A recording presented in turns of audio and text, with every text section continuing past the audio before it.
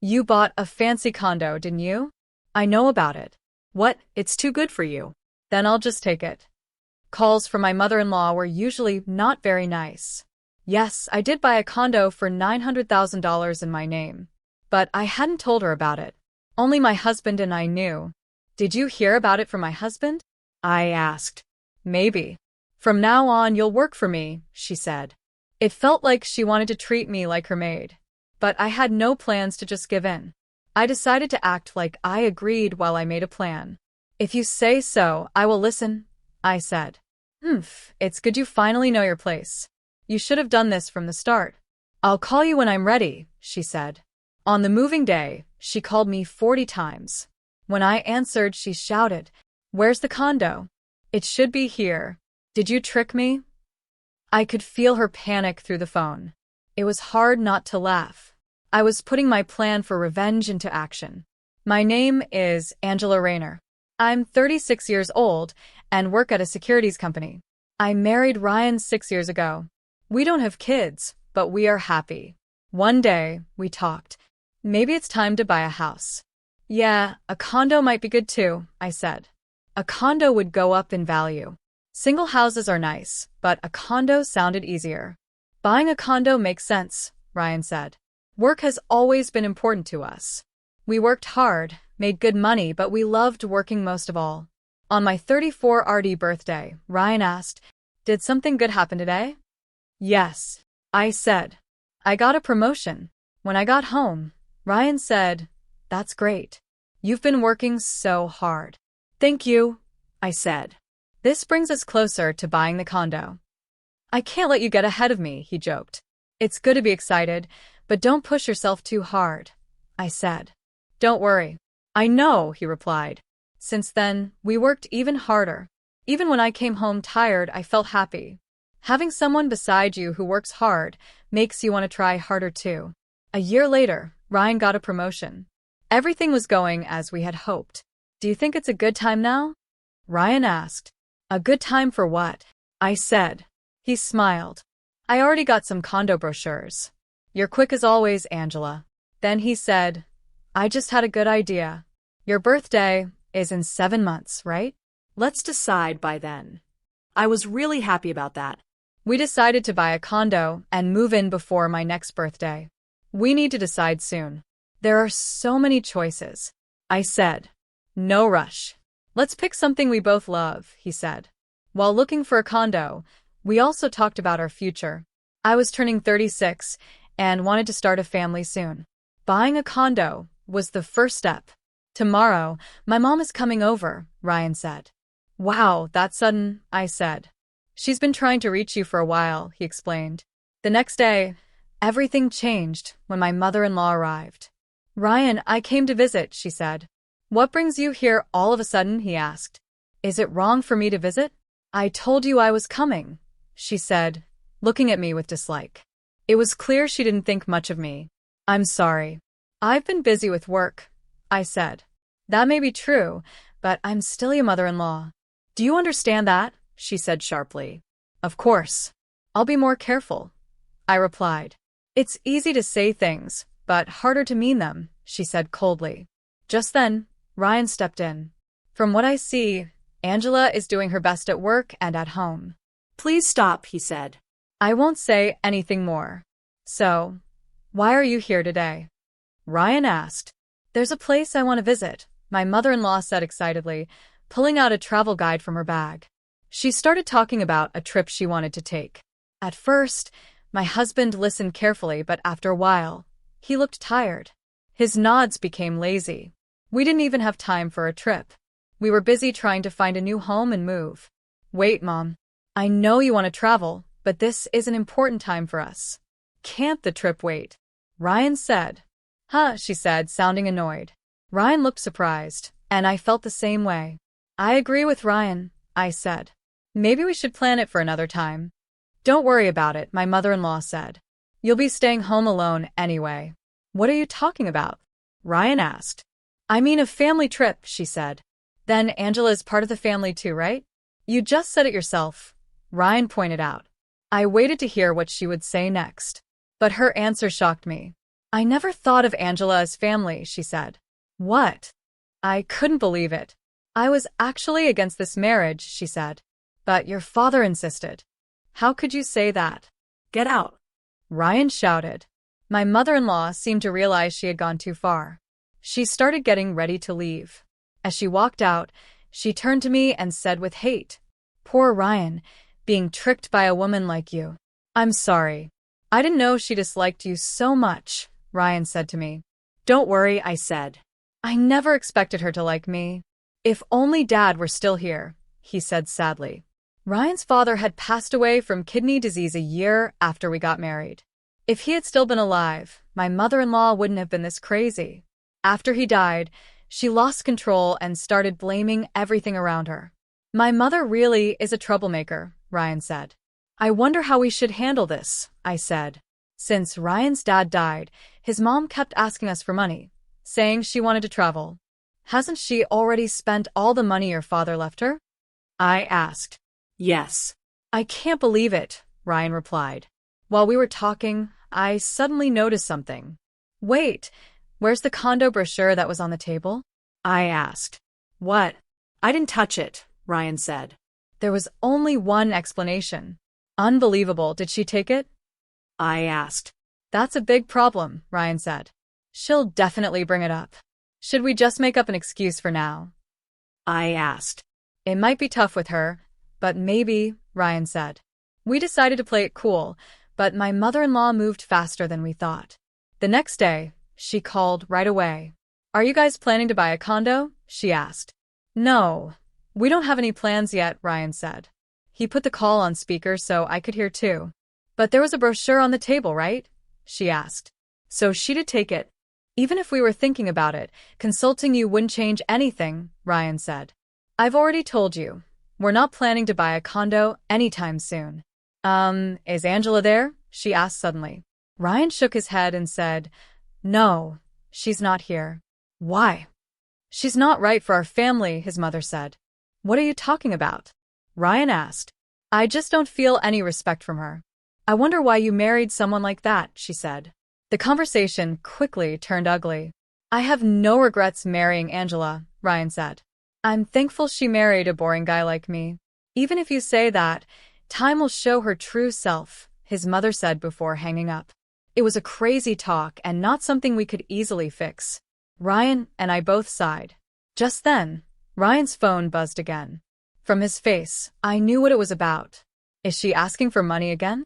I asked. "Yeah," Ryan said. "This really isn't something we should keep doing."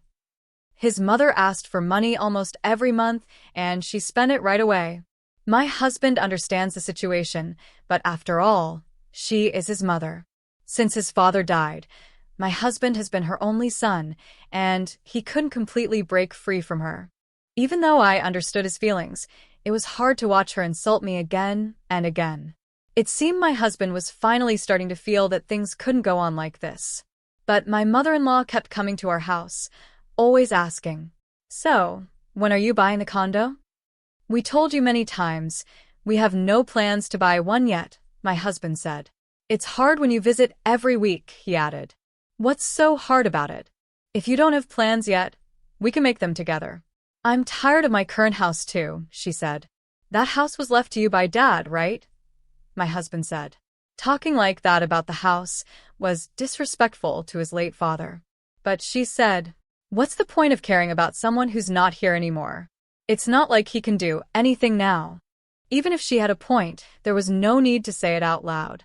Hearing that, my husband's face grew even more serious. "Please go home today. And don't come here anymore. If we need to talk, we'll do it over the phone," he said. "You're choosing Angela over me, your own mother?" she asked. "Yes, I am. And that's your fault," he replied firmly. "You've changed so much." "Where did my old son go?" she said. "Is that all? Please leave. We're busy," my husband said. "If you treat your mother like this, you'll regret it someday," she said as she stormed out like a villain in a movie. Every time she visited, I ended up more tired than after a long day at work. Still, I respected her strong spirit, even though it caused us trouble. How long will this go on? I thought. I'm getting really tired. But if we moved, she would live farther away and hopefully visit less often. That was our hope. The condo we chose was more than an hour away by train. There were many condos we could have picked, but we chose one farthest from my mother-in-law. We hoped the move would give us a fresh start. Finally, we finished moving.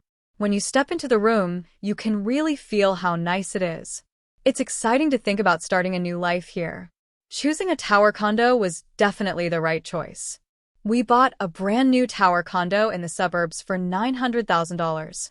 We decided to put it under my name, not my husband's, because if my mother-in-law found out, it might cause problems. But the very next day, I got a call from her. "You bought a luxury condo, didn't you? I know about it. It's too good for you, so I'll take it," she said. Her calls were never pleasant. Yes, I did buy a $900,000 condo in my name, but we hadn't told anyone except each other. "Did you hear about this from my husband?" I asked. "Maybe," she said. "From now on, you'll work for me." "What do you mean?" I asked. "Don't you get it? You'll be useful as my maid," she said. I looked up at the ceiling, feeling hopeless. But I wasn't planning to just do what she said. I decided to play along while secretly thinking of a plan. "If you say so, I will obey," I said, pretending. Good. You finally know your place. You should have done this earlier," she said. "I'll contact you once I set everything up." "Hurry and be ready," she ordered. For now, I waited for my husband to come home, so we could talk about it. All I thought about was how to deal with my mother-in-law. Suddenly, I felt a tap on my shoulder. "Are you okay?" Ryan asked. "Yeah, just deep in thought," I replied. "What happened?" he asked. "I just got a call from your mother," I said and told him everything she had said. "Ryan, you didn't tell your mom, did you?" I asked. "No." I didn't say anything. "I knew it would cause trouble," he said. "Then how did she find out?" I asked. "I don't know." "Oh, wait," Ryan suddenly said, as if he realized something. "What?" "What is it?" I asked.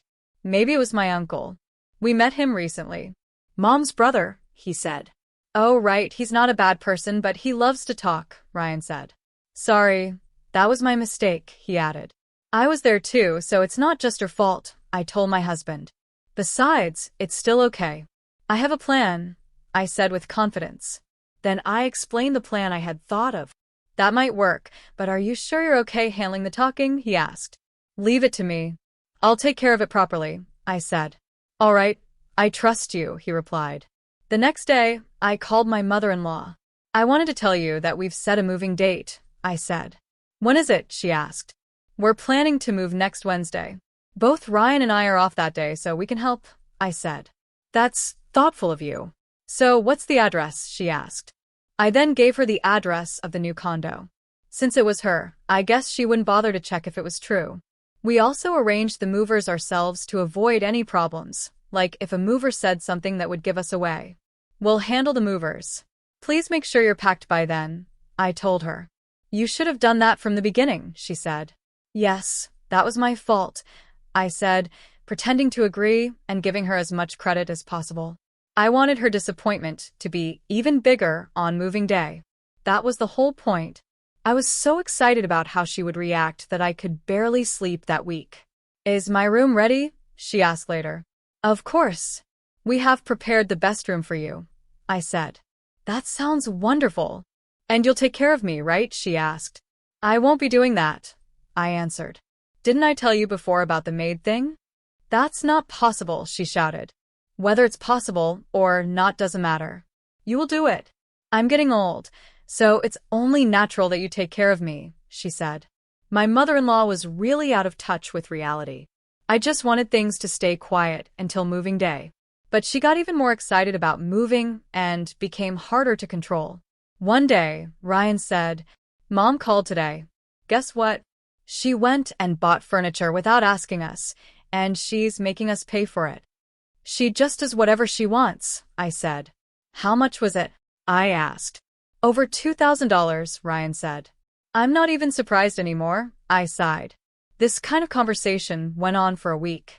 Then finally moving day came, and I got 40 calls from my mother-in-law. When I answered the phone, my mother-in-law shouted, Where's the luxury condo? It should be here. You tricked me, didn't you? I could feel her panic even through the phone. I had to cover my mouth to keep from laughing. What do you mean? I don't understand, I said. This isn't funny. I went to the address you gave me, and there's nothing there, just an empty lot, she yelled. Really? That's strange. There was supposed to be a tower condo there, I said. Oh, maybe that's the site where the condo will be built. Sorry, I must have made a mistake, I added. Are you serious? Give me the correct address right now, she demanded. Of course, I had no plan to tell her the real address. That would ruin everything. Ryan must be there. Put him on the phone, she shouted. He's here, but are you sure that's a good idea? I said. Stop talking nonsense. Put him on. I put the phone on speaker and handed it to my husband. Hello, Ryan said calmly. What's going on? I'm ready to move. Just tell me the real address, she said. Before that, Ryan said, maybe you're misunderstanding something. Who said anything about living together? Are you going to abandon your own mother? She screamed. Don't say things like that. Everything until now was decided by you without asking us. You've always done whatever you wanted, Ryan replied. My mother-in-law went silent. She must have thought it was only natural we would live together, but it wasn't that simple anymore. Do you understand now? Living together is impossible. Please give up on that idea, Ryan said firmly. Stop joking, she said. That's my line, Ryan said. You'll have to take care of yourself from now on. We won't help you anymore. Then how am I supposed to live? She cried. You'll figure it out. You're not a child, Ryan said. Still, she didn't want to give up. Just give me the condo's address, she demanded. That's impossible, Ryan said. If we did, you'd just come over. And what's wrong with that? She asked. I thought Ryan should explain things clearly. At that moment, my husband looked serious. I'll make it clear. This is goodbye, Mom. We won't be involved with you anymore, he said. What? Just like that? She asked. Yes. Do you understand now? Even if you somehow find this place, you won't be allowed in. I own this house, he said firmly. Stop it. How can you do something so awful and think it's okay? She shouted. But by then, I had no sympathy left for her. Her future was not our problem anymore. Please don't contact us again, Ryan said. Wait, she tried to say, but I hung up the phone before she could finish. Ryan sighed deeply, but didn't look sad. Was this the right thing to do? He asked. Yes. Now we can finally have some peace, I answered. Then let's celebrate today. How about going out to eat? He suggested. That sounds great. Let's go, I said. His face looked happier and brighter than I had ever seen it before. I didn't regret it either. I felt so free. And that's how we finally cut ties with my mother-in-law. She would no longer get any money from my husband, no matter what happened. According to the movers, after realizing she had no place to move into, my mother-in-law simply went back home. But at that time, we had not yet blocked her phone number. She called and left a message. Don't think you can do this without any consequences. You'll suffer. You'll see. We didn't worry about her threats. Instead, we knew she was the one who would face a hard life now. You can't live like you used to anymore. You'll understand soon enough, I thought. Watching her downfall wouldn't bother me one bit. What a hateful daughter-in-law, she called me. Later, we heard that she couldn't stop spending money and ended up deep in debt. She even lost the house she had inherited from my father-in-law. With nowhere else to go, she had to ask her brother for help. But even that didn't work. According to her brother Ryan's uncle, she was kicked out less than a month after moving in. He contacted us this morning to tell us everything. That's just her character, he said. She was living off your money until now, so she deserves this, I said. I did warn you. She was always too proud, I added. So, what is she doing now? I asked. According to Uncle, she's living in a small, old apartment. Maybe living in a place like that will teach her something. It seemed she tried to find work, but no one wanted to hire her. Even when she got a job, she couldn't keep it. As for us, we had some wonderful news. That's amazing. I'm so happy, I said. It's surprising how fast we got something we've always wished for, I added. It's so amazing. I almost can't believe it, Ryan said. That's not true. Our family is about to grow, I smiled. Exactly. I've dreamed of this moment for so long, I said. And I'm so glad all our hard work finally paid off. We were finally blessed with a child. It felt like a gift from heaven after so much waiting and trying. The future ahead of us was full of hope, and we knew our lives would become even brighter.